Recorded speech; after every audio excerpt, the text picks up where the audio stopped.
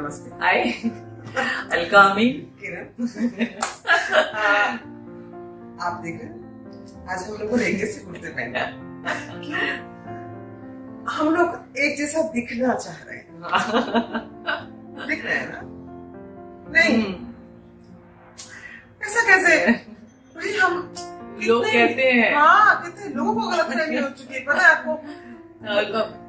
मैं बताती हूँ शूटिंग की बात। मैं शादी में जरूर आना के लिए शूट कर रही थी और बाहर सारे एक्टर्स बैठे हुए थे, बाहर जैसे होते हैं, और सारे बाउंसर्स जो हैं वो आसपास खड़े थे, लोगों को आने से रोक रहे थे। काफी भीड़ लगी थी, ओपन में शूट था और लोग चिल्ला रहे हैं एक्टर्स के साथ फोटो खिंचाने के लिए। तो 3-4 लड़के वो चिल्ला रहे हैं, मैम मैम प्लीज एक फोटो खिंचा लीजिए, मैम एक फोटो खिंचा लीजिए, मेरी मदर आपकी बहुत बड़ी फैन है, मैम वो डेली महक देखती है। वो महक मतलब उनको मैं किरण लग रही थी और वो इतने कॉन्फिडेंस से फोटो, मैंने उनको बाकायदा अंदर बुलाया, फोटो खिंचाई कि अच्छा ये तो मेरे ऑनर की बात है, मैं किरण जैसी दिख रही हूँ।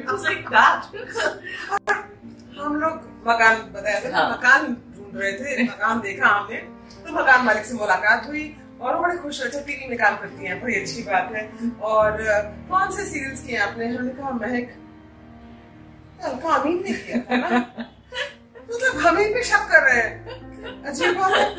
और वो तुम मुंबई में रह रही थी, हम दिल्ली में शूट कर रहे थे, और जो साउंड आता थे कई दिन के बाद, ऐसे नहीं कि एकदम से आए हमारे पास शॉट के बाद। मैं एक बात बोल रहा हूँ कि आपको देख के ना, आपकी आवाज सुनता हूँ तो मुझे ना एक मैडम याद आती है, बॉम्बे में रहती है वो, उनका नाम अलका अमीन है। ये बहुत इंटरेस्टिंग बात है। मैं चंडीगढ़ गई थी, चंडीगढ़ में एक हेयर ड्रेसर आई और वो मुझे देख के, आप तो बिल्कुल किरण मैम की याद दिलाती हैं, आप तो बिल्कुल उनके जैसी दिखती हैं, आपको देख के बस मुझे उन्हीं की याद आती है, आपकी आवाज सुन के भाई तुम वीडियो कॉल किरण को कर लो, ये किरण है। तो ये कमाल। अच्छा ये तो लोगों की बात है।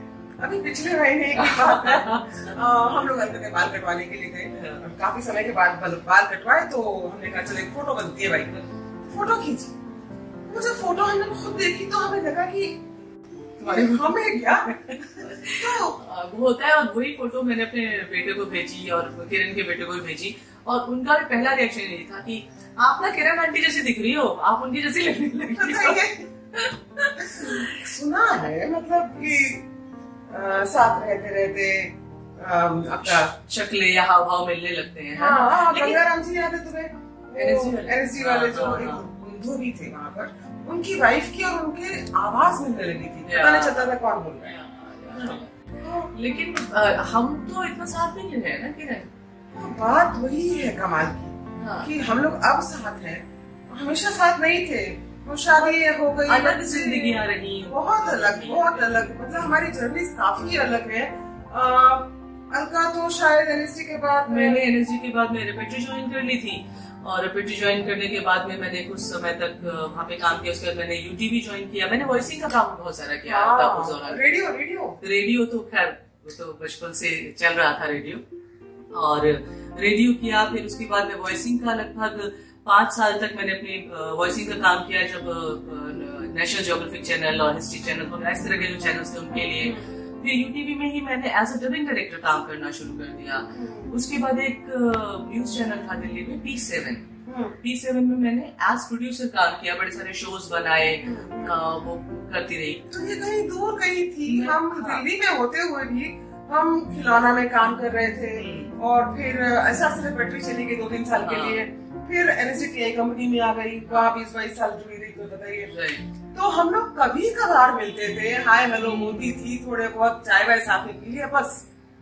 तो शक्लें कब मिली हमें समझ नहीं। लेकिन somehow एक बड़ी इंटरेस्टिंग बात है कि हमारी जो लाइफ का पैटर्न रहा है वो कहीं ना कहीं सिमिलर रहा है। हाँ शायद, मतलब हम लोग एक दूसरे को फॉलो नहीं कर रहे थे, बिल्कुल भी। हम मतलब इमिटेट करने की तो कभी कोशिश नहीं, मतलब बहुत सारी चीजें करते रहे, पर कभी कोशिश नहीं की कि एक दूसरे को फॉलो किया जाए।